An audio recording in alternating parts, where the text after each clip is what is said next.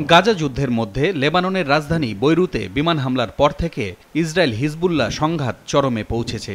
গতকাল হিজবুল্লাহর আস্তানা লক্ষ্য করে লেবাননের দক্ষিণাঞ্চলে 4 শতাধিক রকেট ছুড়েছে ইসরায়েল। এতে হিজবুল্লাহর বহু রকেট লঞ্চার ব্যবস্থা ধ্বংস হয়েছে বলে দাবি করেছে ইসরায়েলের সামরিক বাহিনী।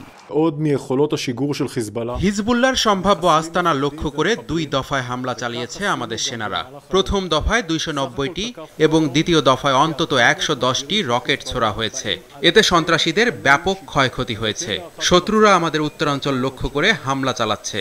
এ কারণে ওই এলাকা থেকে সবাইকে নিরাপদে সরে যেতে বলা হয়েছে। যে কোনো মূল্যে ইসরায়েলের সার্বভৌমত্ব রক্ষা আমাদের প্রথম লক্ষ্য।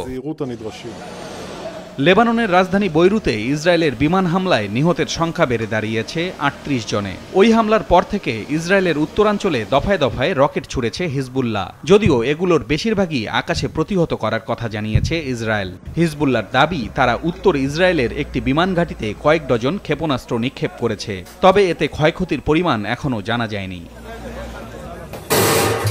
এর আগে গত মঙ্গলবার লেবানন জুড়ে যোগাযোগের যন্ত্র পেজার বিস্ফোরণে অন্তত 12 জনের মৃত্যু হয়। আন্তর্জাতিক বিভিন্ন গণমাধ্যমের দাবি, ওইসব ডিভাইসে আগে থেকে বিস্ফোরক স্থাপন করে দিয়েছিল ইসরায়েলের গোয়েন্দা সংস্থা মোসাদ।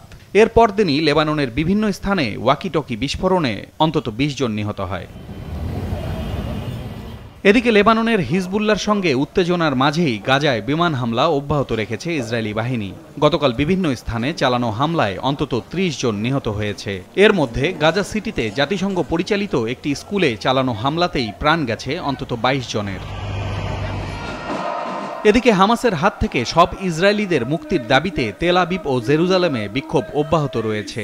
গত রাতেও জিম্মিদের মুক্তির জন্য অবিলম্বে চুক্তির দাবিতে তেল আবিবের রাস্তায় বিক্ষোভ করে হাজারো মানুষ। এ সময় নেতানিয়াহু সরকারের পদত্যাগও দাবি করেন তারা। পলাশ রঞ্জন রায়, মাছরাঙা নিউজ ডেস্ক।